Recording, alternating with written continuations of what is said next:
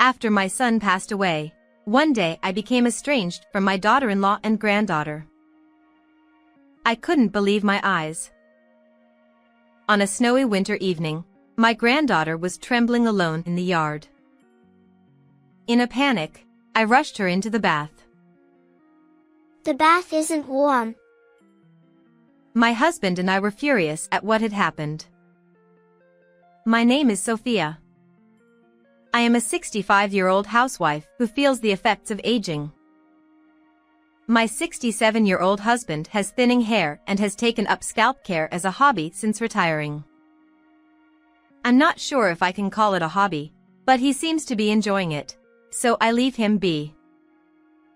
We had one son, Benjamin.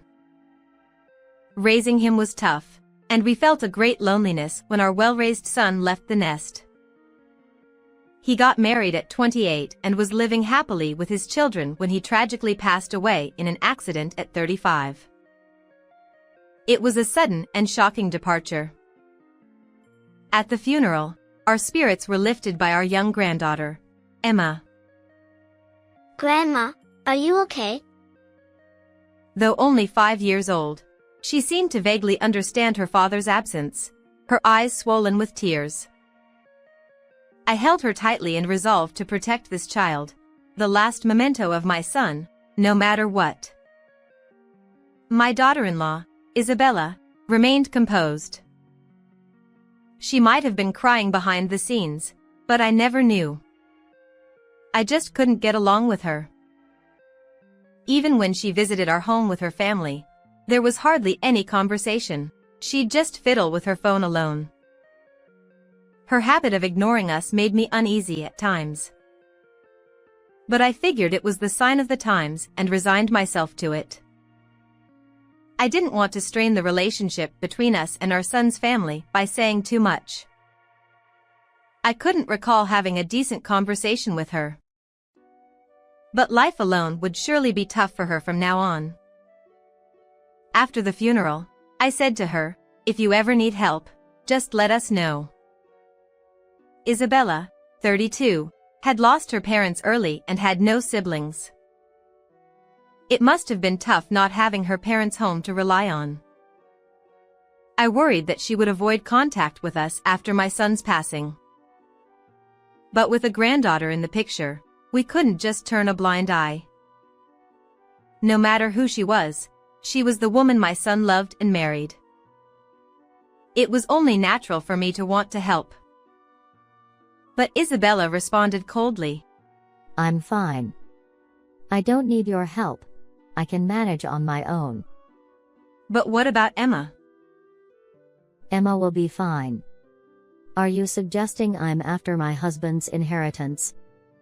"No, of course not. My son's inheritance is crucial for your livelihood. Then stay out of it."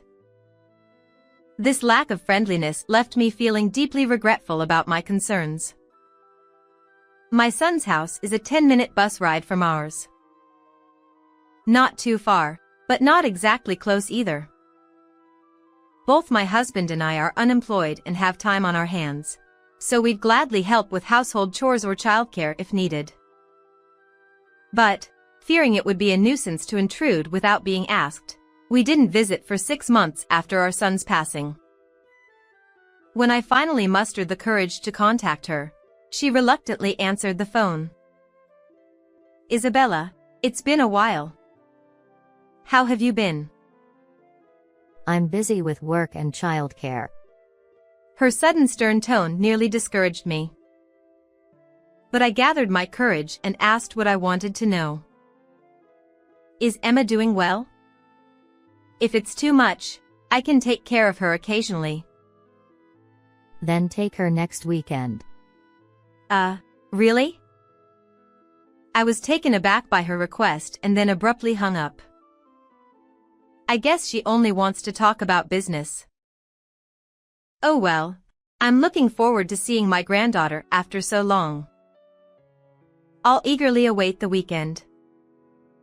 And on the weekend, Emma came with Isabella. "Welcome, both of you. It's been a while." Come on in. Oh, I have work now. So I'll leave. I'll pick up Emma tonight. With just those words, she left. Working on a Sunday must be tough. Emma chimed in. It's not work. With a downcast expression, I asked what was wrong. Mom isn't working. She's always out having fun. What? Always? I thought she had a job. Mom seems to work part-time while Emma's at kindergarten, but most of the time, she's just playing. The other day, she smelled like alcohol when she came to pick me up from kindergarten. What? Working at night with alcohol might be one thing, but kindergarten pickup is in the evening. So, drinking during the day doesn't seem like work. When we got home, there were empty alcohol cans everywhere. What? Drinking during the day? Maybe she's still grappling with the shock of losing her son. I felt regret for not supporting her more. But before I could dwell on it, Emma said, There was a strange man, but he left when he saw Emma. What? Does that mean Isabella was drinking with some man at home? It's been 6 months since my son passed away. Well, if she's quick to move on, it's not surprising if she's found a new lover. She's still young, after all. As long as she doesn't upset my granddaughter, I guess anything goes. But clearly, my granddaughter looks unhappy. Because of that man, Mom. No, Mom never did anything from the start. She never did any housework, even when Dad was alive. What? I was surprised to hear this for the first time. I'd never heard anything like that from my son. Mom, you never did anything? Yeah. Dad always did the cleaning, laundry, and everything when Dad came home from work. He'd buy or make dinner for us. What? Was that so?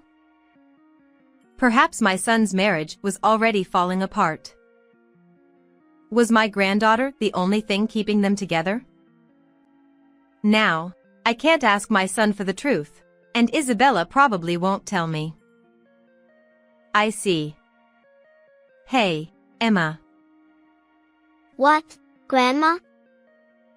If you ever have any trouble, tell Grandma anything. I'll help you anytime. Okay. My heart swelled with tears as my granddaughter, who had seemed lonely in the presence of her mother, now smiled happily. However, I never got to see my granddaughter again after that. Because I couldn't reach Isabella. She occasionally picked up the phone, but always with an annoyed attitude. Both Emma and I are doing well. So please leave us alone. And she hung up. I refrained from visiting out of consideration, and before I knew it, 2.5 years had passed. It had been 3 years since my son passed away. During that time, my granddaughter entered elementary school. I sent her a congratulatory gift, and in return, I received a photo from her entrance ceremony. In the photo, my granddaughter wore a backpack, smiling shyly. I was glad she looked well, but something about it bothered me. She seems embarrassed or nervous. She looks complex. Certainly. Starting school must bring a mix of expectations and anxieties, so it's natural to look complex. But it seems a bit different. Unable to pinpoint the source of discomfort, 3 years have passed since my son's passing. Becoming increasingly worried, I finally reached Isabella on the phone. Can I meet Emma? I told you, I'm busy. We'll come to pick her up for the weekend, even just for a sleepover. Emma is already 8 years old. She doesn't need that. Can you please stop contacting us? It's annoying. She hung up again with her usual cold response. My anxiety grew even larger. Is my granddaughter okay? Is she having a good time? With her attitude, I can't imagine a happy situation. Hey, would you like to go meet them once? Even if it inconveniences her, I'll leave right away if I see her looking well. So when I suggested this to my husband, he nodded and said, sure. He is reserved, but I know he's worried about our granddaughter deep down. Because we're a couple. Maybe my son's marriage wasn't like that. Thinking about it makes me lonely. Glancing at the photo of my son in the room, I decided to visit Isabella's place next weekend. However, we ended up reuniting with our granddaughter before the weekend arrived. It's getting cold tonight, I said, shivering as I looked outside the window. It feels closer when it's cold. I turned on the heating and headed to the hallway towards the bathroom. As I glanced outside from the glass door facing the garden. What? I exclaimed loudly and opened the glass door. In the snowy yard, I saw a figure that shouldn't be there. And it was a very small child-sized figure. Despite it being nighttime, seeing the child standing in the bright snowy yard, I hurriedly put on sandals and rushed over. Emma? Yes, it was indeed my granddaughter Emma. I hadn't seen her in over 2 years. She had grown taller but was very thin. What's wrong? Did something happen? Why didn't you ring the doorbell? What would you have planned if I hadn't noticed you? I started to scold, but there was no time for that.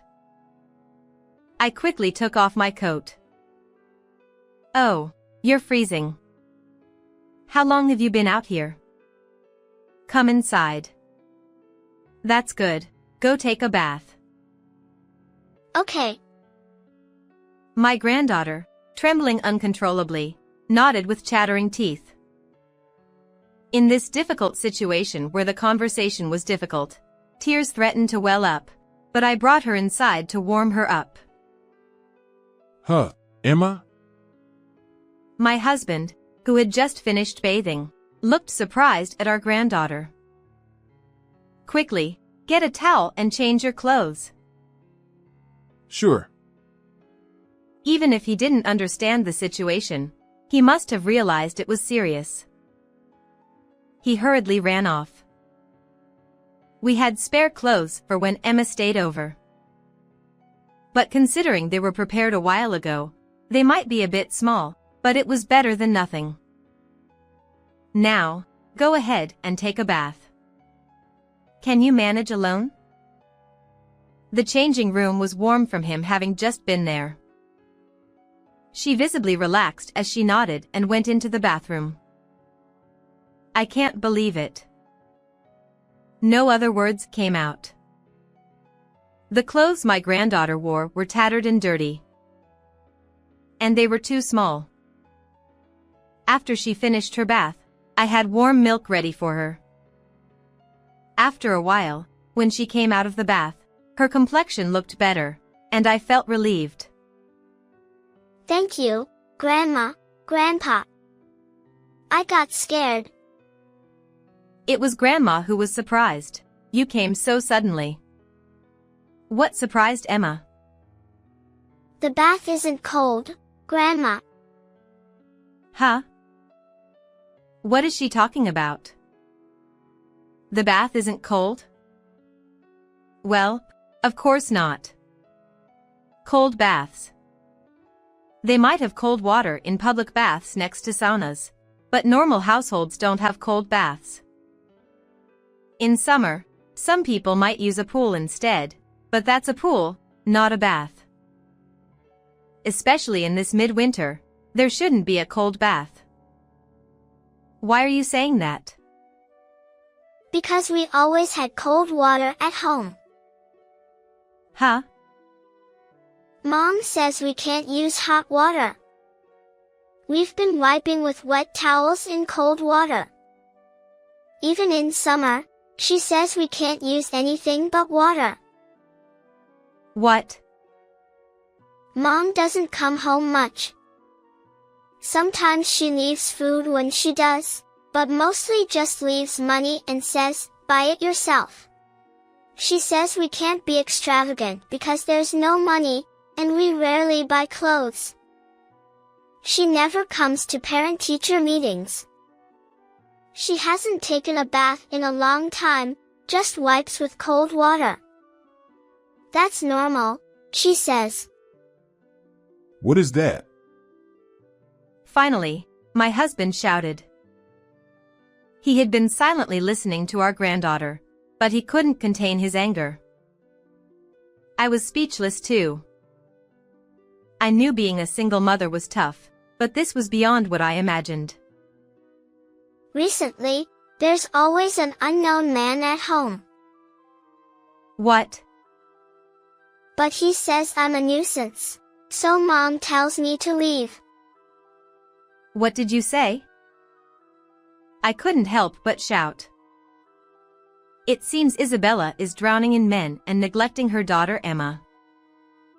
And to top it off, she's kicking her out in the middle of winter.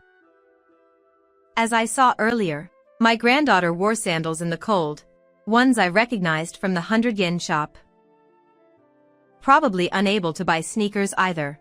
Cutting back on food or something, my granddaughter must have purchased them herself. Her clothes were dirty and too small, so the story of not being able to buy them seems true. I had nowhere to go, so I relied on my memory to come here. But I thought I might be a bother on a night like this, so I peeked inside from the garden. What a situation. I was at a loss for words. My granddaughter is only 8 years old. To think she could think and act like this at 8 is amazing. Usually, this would be admirable, but tears overflow at the thought of a child being so desperate. Understood. He said quietly in a low voice. I understood. He was angry. Emma, stay here with us. You'll have to change schools, but it'll be okay. You're strong. You'll adapt quickly to the new environment. Here? What about Mom? Don't worry about anything, Emma. You'll be happy with us. Okay. No matter how rudely treated, a child always longs for their parents. Especially after losing a father, the mother is more important than anything. Wanting to be loved is natural. Wanting to be together is ordinary. But this situation is neither natural nor ordinary. Even if it's someone my son loved, I will never forgive this. We agreed as a couple. The next day, my husband stormed into their house. I couldn't go because I was with Emma, but he told me what happened when he returned. Isabella was there when he arrived, and my husband forcefully entered the house. Hey, don't just barge in like that. I wouldn't enter a dump like this. I can't even enter. My husband stopped at the entrance and turned to Isabella. You've done quite a lot to Emma, huh? And kicking her out in midwinter. Do you understand that this is tantamount to a crime? Oh, come on. I just told her to leave because she was bothering me. I never said she couldn't come back. Do you think an 8-year-old understands that kind of thing? She remained defiant despite the scolding. After arguing with my husband, Isabella called out a man. Seeing him, he seemed annoyed and left. She was thrilled when I mentioned raising Emma here. He said with a bitter expression. It seems she no longer has maternal instincts. And when he was about to leave, Isabella said, "Oh well, it's cold. Time for a bath." He saw her flip the remote switch, so he unplugged the water heater outside. Naturally, there was no hot water, just cold water. My husband, who had been observing from outside for a while, returned after hearing Isabella scream, and hearing that. "It's so cold." So, we got Isabella's permission. We'll proceed with various procedures through the lawyer we're relying on. That sounds good. I nodded and looked at my granddaughter. Seeing her looking anxious, I patted her head to reassure her. Suddenly, my granddaughter burst into tears. What's wrong? Even so, is she crying because she wants to be by her mother's side after all?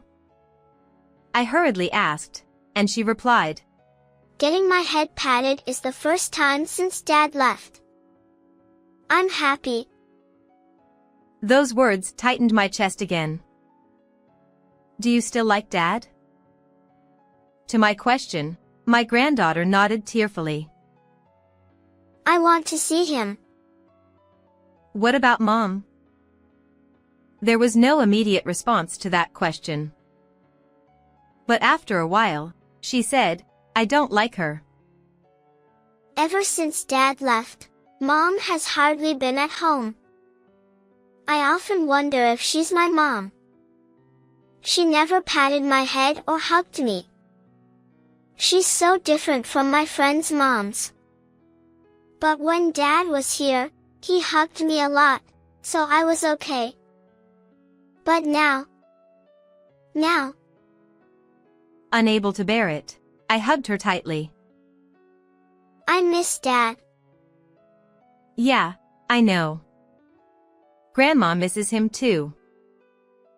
I continued to hold on to my granddaughter, who longed for her father, and cried. After that, the three of us started our life together. Despite the initial confusion from changing schools, she gradually settled down, and within a month, she became completely lively again. Her complexion improved, and she started to gain a little weight. She's still thin, but I think as long as we take it slow, she'll regain her health. Before we knew it, 3 months had passed living together. One day during dinner, we heard the doorbell ringing. Since it's an old house, there's no intercom. I headed towards the door thinking, who could it be? Then I heard a voice shouting, "Help!" I was surprised. Could someone have been attacked and run here for help? But there was something familiar about that voice. Could it be Isabella? Yes. Hurry, open up. Sure enough, when I opened the door, there stood Isabella with a pale face. What's wrong? I need help. I have no money. Huh? What's going on? My husband also came out. I'm getting remarried. I see. So why the cry for help? But he has debts. And I can't marry him unless I pay them. Oh. I see, it's about that. I've already given up all my late husband's inheritance and all my savings. But it's still not enough. So please lend me some money. Because of the procedures you handled, I'm not getting child benefits anymore. Please help. It's impossible. We're also living off pensions. You can't wish for your granddaughter's happiness but not for your son's wife's happiness? That's something a mother who truly loves her daughter would say. Not someone sacrificing her daughter for her selfish desires. His words made Isabella glare at him angrily. Ignoring her gaze, he took out a large envelope. I conducted a little investigation.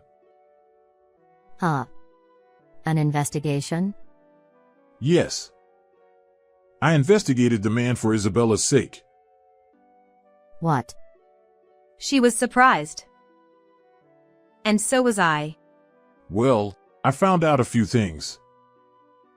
Saying that he showed her the investigation results. What is this? Well, it seems like a kind of marriage scam. He's quite a shady man. That can't be true. I'm not familiar with the underworld, but peering at the documents from the side, I could sense something was off. In other words, the man was using Isabella as a benefactor. The date of the investigation results was quite some time ago. So, despite claiming it's for Isabella's happiness, it's a lie. If we had known, we should have told her earlier, but we didn't. Before you talk about marriage, make sure you don't get into debt. She fell silent at my husband's words. Could it be?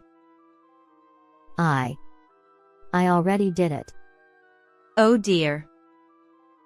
They said it wasn't enough, so I even sold the house. What? Is this man really that charming? Perhaps now she feels she can't turn back. But they said I can't get married without money. I don't even have enough for living expenses. Paying rent for this rundown apartment is tough. Please, I'm begging you, help me. Even with all that said, my granddaughter, rubbing her sleepy eyes, came out. Mom? Emma, help me. Isabella, eager to rush towards Emma, instead hurriedly hid behind my husband. I was wrong, Mom. I'll break up with him. Let's live together from now on. Then you'll get child benefits, won't you? Yes, yes. And I'll use that to find a new man again. Oh. Oops, not quite. Isabella easily fell into the trap set by him. That's why she's so easily deceived by men. Enough. You're unfit to be a mother. We'll take care of Emma with love and care. But Emma wants to be with her mom, right? My granddaughter, seeing her mother desperately cling, tilted her head in thought.